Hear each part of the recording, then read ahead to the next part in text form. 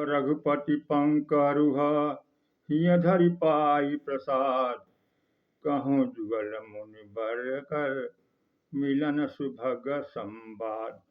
गोस्वामी तुलसीदास जी भगवान की कथा कहने से पहले भगवान की चरणों को हृदय में धारण करते हैं।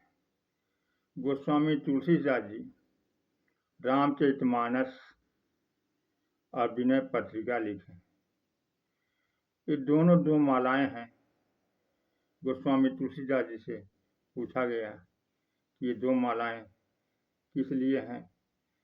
जुगत वेद पुनि पोहई रामचरित बरताग।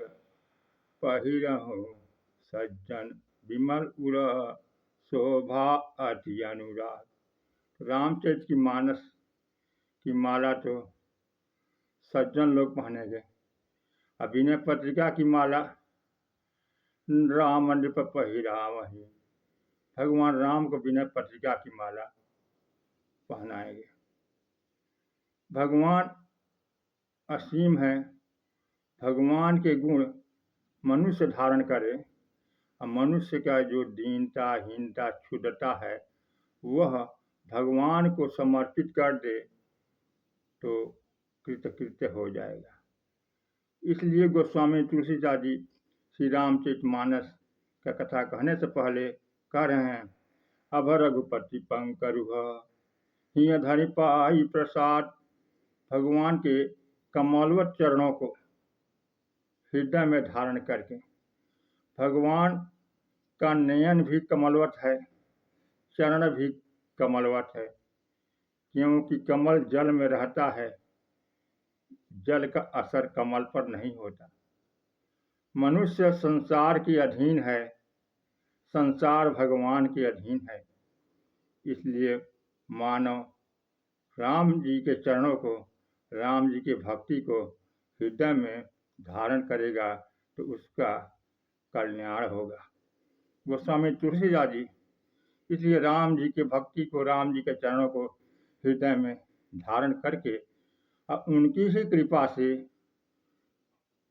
रामचरितमानस की कथा कह रहे हैं और कहते हैं कहूँ जुगल मुनि बर कर।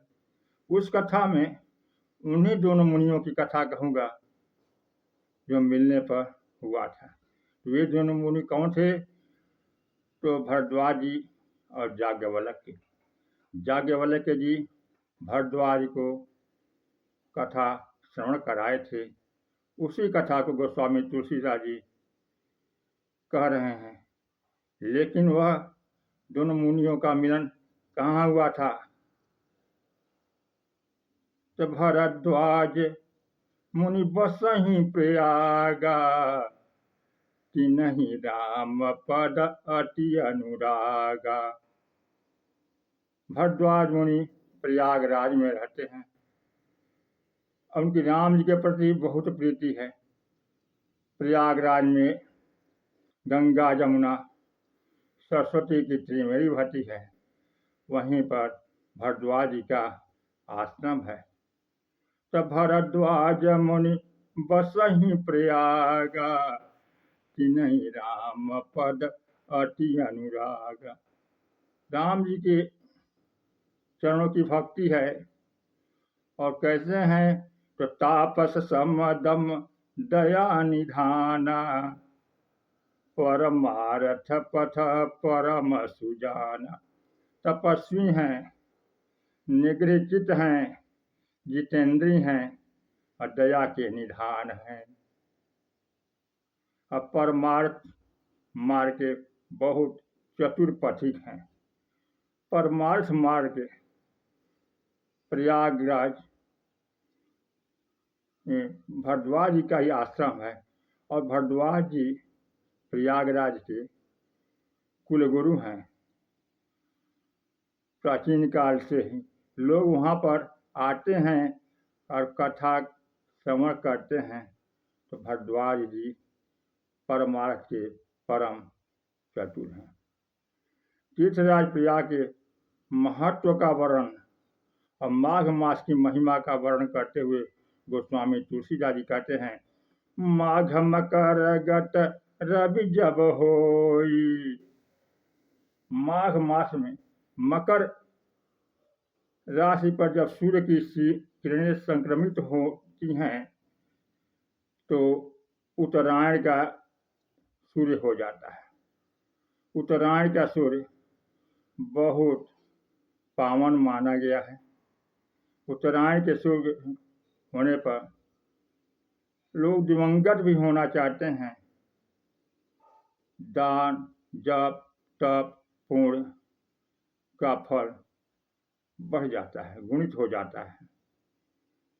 इच्छा मृत्यु पाए हुए भीष्म पितामह भी उत्तरायण के सूर्य होने पर ही अपनी आत्मा को अनंत पथ गामिनी बनाए, क्योंकि उस समय देवताओं का दिन रहता है और परम प्रकाश में जब आत्माएं अनंत पथ पर जाती हैं तो उन्हें कोई अवरोध नहीं होता, कहीं पर अंधकार नहीं मिलता, वह अपने परम लक्ष्य पर पहुंच जाती हैं। इसलिए उत्तरायण के सूर्य का बहुत बड़ा महत्व है। माघ मकर गत रवि जब होई, तीरथ पति ही आव सब कोई। जब माघ माह में उत्तरायण का सूर्य होता है, मकर राशि पर संक्रमित होता है, तो पूरे माघ मास तक तीर्थराज प्रयाग में स्नान, पूजन, कथा, श्रवण होता है। क्यों? क्योंकि माघ मास जब तक मकर राशि पर सूर्य की किरणें संक्रमित होती हैं तब तक देवताओं का 2 घंटा होता है, और जब सुबह होता है तो वह ब्रह्म मुहूर्त और प्रातः काल होता है, क्योंकि 12 राशियां होती हैं। मनुष्य का 1 वर्ष देवताओं का 1 दिन होता है। मकर राशि से मिथुन राशि तक देवताओं का दिन होता है, और कर्क राशि से धनु राशि तक देवताओं की रात्रि होती है।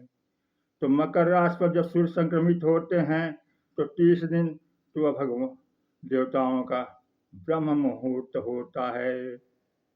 ब्रह्म मुहूर्त प्रातः काल में किया गया स्नान, ध्यान, भजन, दान, पुण्य अति कल्याणकारी होता है। और तीर्थराज प्रयाग में गंगा, जमुना, सरस्वती नदियां बहती हैं। इसलिए माघ मकर गत रवि जब होई, तीरथ पति ही आव सब कोई। देवदनुज किन्नर नर श्रेणी, सादर मज्जहि सकल त्रिवेणी। तो तीर्थराज प्रयाग में आकर के देवता, दनुज, किन्नर और नर की श्रेणियां, ऋषि, मुनि, तपस्वी, साधु, संत, ज्ञानी, वैरागी, गृहस्थ सभी तीर्थराज प्रयाग में आते हैं और स्नान करते हैं। भरद्वाज आश्रम अति पावन, परम रम्य मुनि बर मन भावन। और तीर्थराज प्रयाग में भरद्वाज जी का आश्रम बहुत सुंदर है, मुनियों के मन को भाने वाला है। भरद्वाज आश्रम अति पावन, परम रम्य मुनि बर मन भावन। तहाँ होय मुनि समाजा, जाहि जन तीर्थ राजा। वहाँ पर ऋषि मुनियों का समाज आता है, जिनका उद्देश्य स्नान करता है। तो स्नान करते हैं, प्रात सादर मज्जहि, सादर पूर्वक स्नान करते हैं। पूजन माधव पद जल जाता, और वहाँ के त्रिवेणी माधव जी का पूजन करते हैं। परस खय बट हर खही गाता, और अक्षय बट का स्पर्श करके प्रसन्न होते हैं। अक्षय बट क्या है? अक्षय बट का कल्पांत में भी अंत नहीं होता, इसलिए बट विश्वास विश्वासी बट है। बट विश्वास अचल निज धर्म, अतीरथ राज प्रयाग सुकर्म। विश्वास ही बना रहता है तो भक्ति मिलती है। अब विश्वास के द्वारा ही मनुष्य अपने धर्म पथ से अडिग रहता है। इसलिए बट विश्वास अचल निज धर्म, अतीरथ राज प्रयाग सुकर्म। तीर्थ राग में किया गया सभी सुकर्म फलदायी होते हैं। वहाँ के ऋषि मुनि जो आते हैं वहीं उनका कथा श्रवण करना सुनना ये सब सुकर्म है। और ऋषि मुनि सुबह में हर हर महादेव, बम बम भोले, जय गंगा मैया करते हुए उत्साह पूर्वक स्नान करते हैं, दिन भर कथा श्रवण करते हैं। और कल्पवासी लोग, गृहस्थ लोग आकर के उनकी कथा को श्रवण करते हैं। कल्पवास की बहुत बड़ी महिमा कही गई है, क्योंकि जो माघ मास में मकर राशि पर सूर्य की किरण संक्रमित होना शुरू होती है, उससे पहले बहुत से गृहस्थवासी साधु संत तीर्थराज प्रयाग में चले जाते हैं और सुबह के समय स्नान करते हैं, त्रिवेणी माधव जी का पूजन करते हैं। दिन भर यथाहार निराहार तन मन मनस कहू, यथाहार निराहार कंदमूल खा करके भगवान में मन लगा करके कथा कीर्तन सुनते हैं तो उनका बहुत कल्याण होता है। और कथा में ऋषि मुनि कथा कैसी करते हैं? वर्ण ही तत्व विभाग, ब्रह्म निरूपण, ब्रह्म का निरूपण करते हैं। धर्म विधि वर्ण ही तत्व विभाग, कहें सुनहि भगति भगवंत के संयुक्त ज्ञान विराग। ब्रह्म का निरूपण होता है, धर्म के विधान बताते हैं, वेद पुराण शास्त्रों के रहस्य को बताते हैं, अब भक्त और भगवान की कथा श्रवण कराते हैं। तीर्थराज प्रयाग में त्रिवेणी स्नान करने से और कथा श्रवण करने से मनुष्य का बहुत बड़ा कल्याण होता है। तो माघ मास में तो होता है, लेकिन जो ऋषि मुनि हैं वे चलते फिरते तीर्थ हैं, उनके कथा को श्रवण करने से कथा रस में गोता लगाने से बहुत कल्याणकारी है। अंत में गोस्वामी तुलसीदास जी मानव के हित के लिए, मानव के कल्याण के लिए श्री रामचरित मानस की रचना किए और रामचरित मानस के अंत में वह मानव को संदेश देते हैं। पुण्यम पाप हरम सदा शिवकरम, विज्ञान भक्ति परम, माया मोह मलापहम, सुविमलम प्रेमांबुरपुरम शुभम।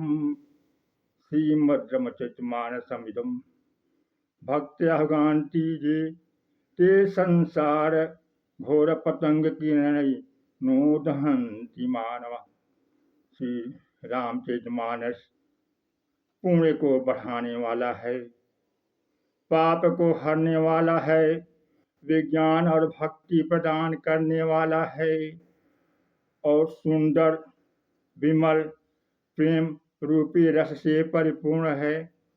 जो मनुष्य इस रामचरितमानस में अवगाहन करते हैं, गोता लगाते हैं, श्री रामचरितमानस का पाठ करते हैं, पारायण करते हैं, कथा सुनते हैं, मनन करते हैं, चिंतन करते हैं, ते संसार पतंग घोर किरणै, वे संसार रूपी सूर्य के प्रचंड किरणों से नहीं जलते।